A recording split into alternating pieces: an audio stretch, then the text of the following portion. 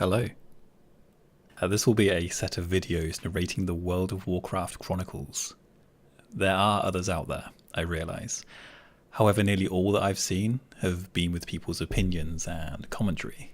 But for me, the main bonus of reading a book is to imagine what it means, to join the dots in my own head. So I felt it would be nice to have a reading that is just a reading, for you to have on in the car, at home, or in the background, where you can come up with your own opinions and conclusions. Also, do remember that they are a lore book. It starts off very slow, but trust me, it does get better. I hope you enjoy. Chapter 1, Mythos. Part 1, Origins. Before life began, before even the cosmos took shape, there was light and there was void. Unfettered by the confines of time and space, the light swelled across all existence in the form of a boundless, prismatic sea. Great torrents of living energy flitted through its mirrored depths, their movements conjuring a symphony of joy and hope. The ocean of light was dynamic and ever-shifting, yet as it expanded, some of its energies faded and dimmed, leaving behind pockets of cold nothingness. From the absence of light in these spaces, a new power coalesced and came to be. This power was the Void, a dark and vampiric force driven to devour all energy, to twist creation inward, to feed upon itself. The Void quickly grew and spread its influence, moving against the flowing waves of light.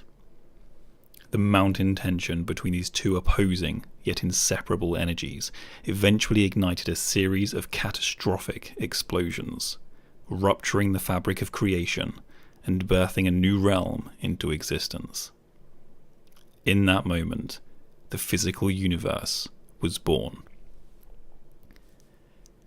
The energies released by the clash of light and void raged across the nascent cosmos, raw matter merging and spinning into primordial worlds without number. For long epochs, this ever-expanding universe, the great dark beyond, broiled in a maelstrom of fire and magic. The most unstable energies coalesced into an astral dimension known as the Twisting Nether. Light and void collided and bled together at the edges of this realm, throwing it into turmoil.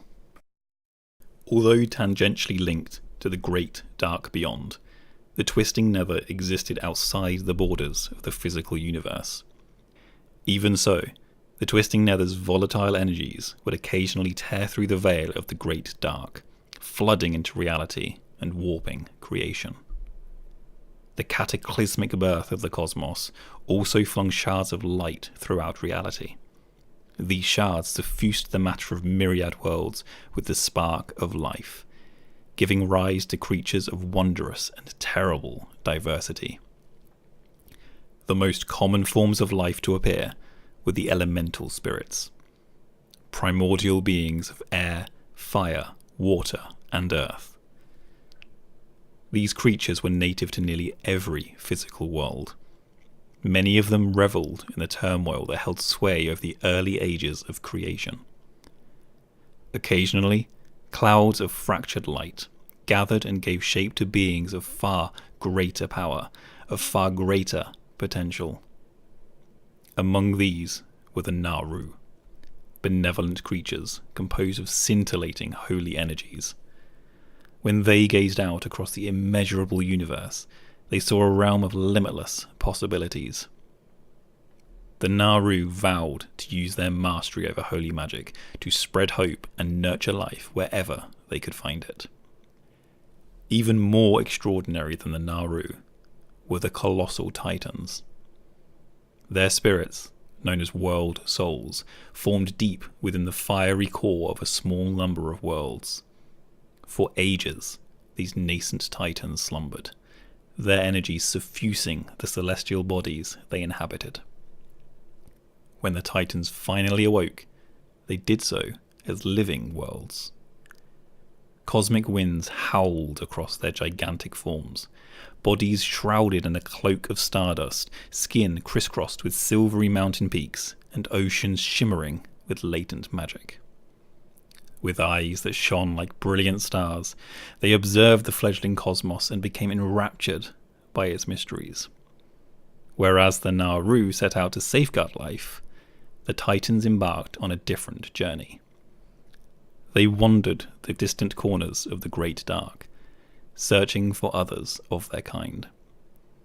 This grand, far-reaching voyage would one day alter the course of creation and shape the destiny of all living things.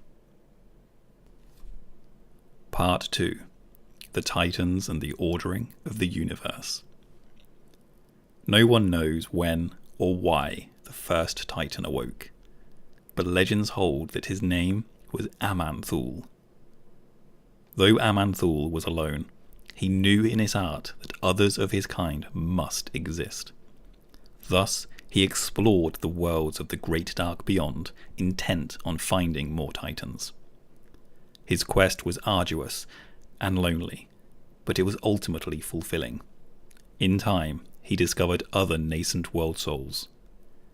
Aman'Thul lovingly nurtured these newfound kin and roused them from slumber.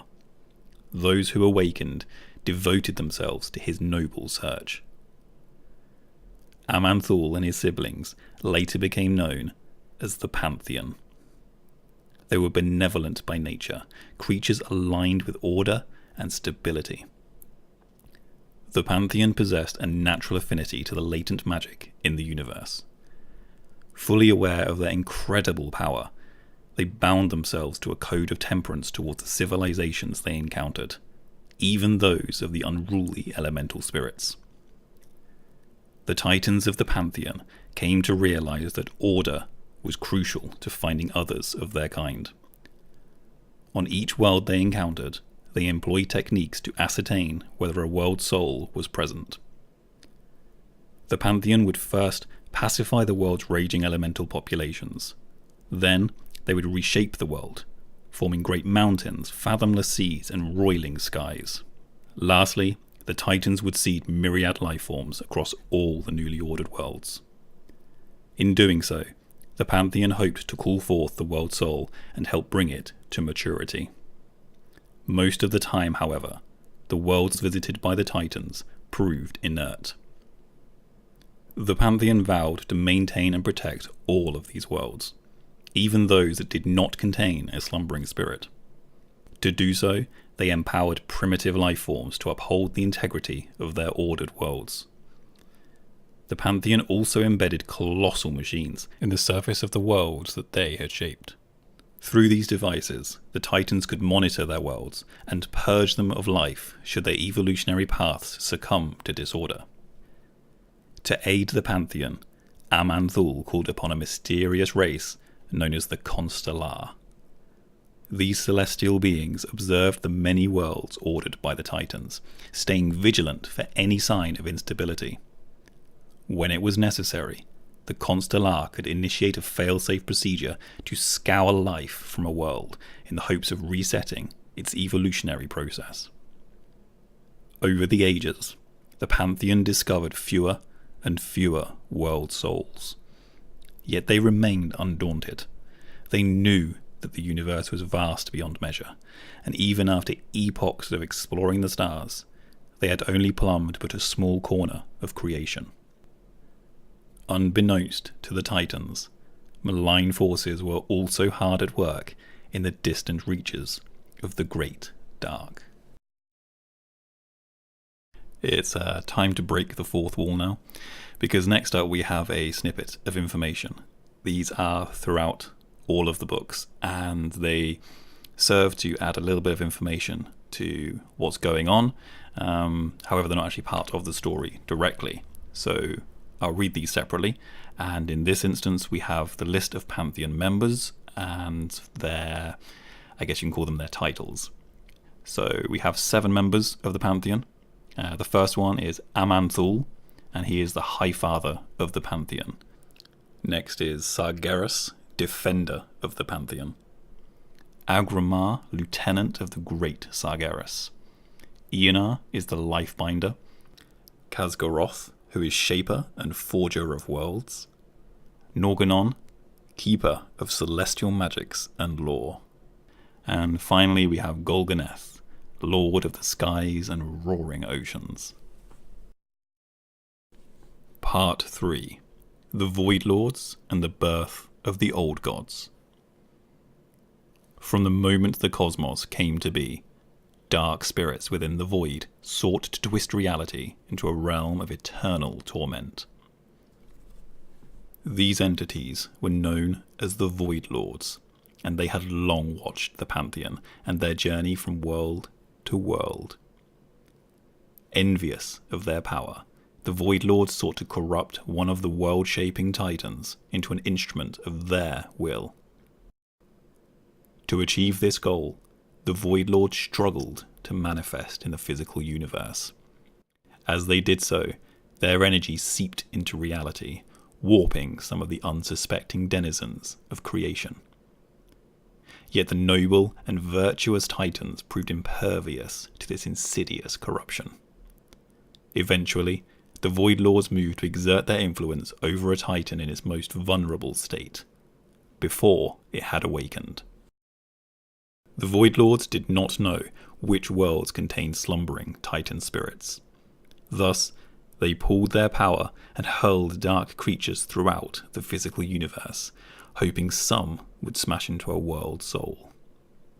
An unknown number of the Void Lords' creations hurtled through the great dark. They contaminated mortal worlds and everything else they touched in their blind search for a nascent titan. In time, these wicked beings would come to be known as the Old Gods. Although the Titans were aware that void energies existed in the universe, they had no knowledge of the Void Lords or the Old Gods. The Pantheon's attention was consumed by another, more immediate threat: demons. These ferocious creatures had been born from the twisting nether, held in the thrall of unbridled hate and malice. They hungered for nothing less than the destruction of all life in the universe. Part 4. The Rise of Demons. Just as in the great dark beyond, life had also arisen in the twisting nether. The creatures that emerged from this turbulent realm were known as demons. They had been formed as a result of the light and void energies that had bled together at the borders of the twisting nether. The demons embraced their furious passions and revelled in pushing the boundaries of their power, heedless of the consequences. Many of these aberrations indulged in the highly volatile energy that pervaded the nether. Some learned to wield the all-consuming powers of fell magic. Before long, these bloodthirsty demons clawed their way into the physical universe, terrorizing mortal civilizations and bringing ruin to world after world. Demons came in many forms. Some, like the two-headed void hounds, roamed the trackless wastes of the nether like ravenous beasts. Others, such as the monstrous abyssals and infernals, were mindless amalgamations of matter and fell energy created by more powerful and intelligent demons. Among these greater demons were the Nathrazim, otherwise known as Dreadlords. Cunning and manipulative, they dedicated their existence to mastering the arts of shadow magic. The Nathrazim relished infiltrating mortal civilizations, sowing unrest and turning nation against nation. As these societies devolved and crumbled from within, the Nathrazim would corrupt their populations, twisting innocence into new and horrific breeds of demon. The mighty Annihilin, or Pit Lords, took a more direct approach to conquering worlds. These monstrous butchers existed only to brutalize and torture the mortals who crossed their path. The Pit Lords often enslaved the lesser demons that stalked the nether, using them as fodder to besiege the mortal civilizations of the great dark beyond. The Pantheon soon learned of the demonic incursions that flared at the far corners of creation. Fearing that these demons would disturb the Pantheon's quest to find and awaken otherworld souls, the Titans dispatched their mightiest warrior, the noble Sargeras. Without hesitation, the great-hearted Titan set out and pledged he would not rest until he had cleansed the universe of all demonic influence. Part 5. Sargeras and Aggramar. Even among the extraordinary members of the Pantheon, Sargeras displayed unmatched courage and strength. These traits would suit him well for the harrowing task of hunting demons. Girded by his unshakable conviction, he launched himself into the Great Dark. Sargeras was soon drawn to worlds inundated with erratic and volatile energies. In these places, the influence of the twisting nether had spilled into the physical universe, allowing vast numbers of demons to manifest. For ages, Sargeras travelled to these beleaguered worlds, fighting to spare their mortal inhabitants from invading demons. He saw his foes reduce entire civilizations to smouldering husks, warping their denizens into hateful and depraved aberrations. Witnessing this staggering loss and ruin filled Sargeras with an overwhelming sense of helplessness. Before embarking on his mission, he had never imagined such evil could exist in the universe. Nevertheless, the unruly demons were disorganized and incompetent. Sargeras easily defeated his foes, winning victory after victory. As his battles dragged on, he became aware that some demons had learned to wield void energies. Through investigating these dark powers and where they originated from, Sargeras discovered that malign intelligences were spreading corruption throughout the cosmos. These intelligences were the Void Lords, and they were far more powerful than demons. The presence of Void Lords left Sargeras deeply troubled. He pondered what the powers of the Void were planning, and what their existence could mean for the universe. Despite his unsettling discovery, Sargeras continued waging his war on demons. The work of the Pantheon progressed without hindrance. They searched for nascent titans, ordering new worlds in the process. Sargeras often looked upon these budding worlds. Seeing life bloom, free from demon influence, gave him a sense of satisfaction. His love for life galvanized his will to confront the Void Lords and undo their sinister plans for creation, whatever those plans might be. In time, the demons redoubled their efforts, engulfing ever more worlds in death and devastation.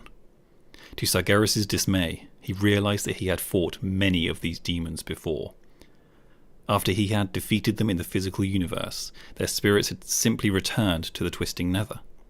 Eventually, they had been reborn in new bodies.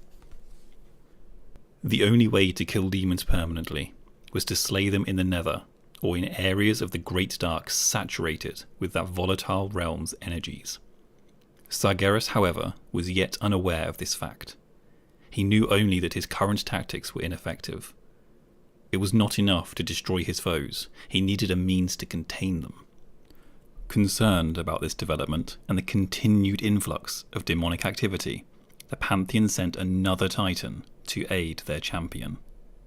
His name was Aggramar, and though he was inexperienced in battle, he proved a quick study.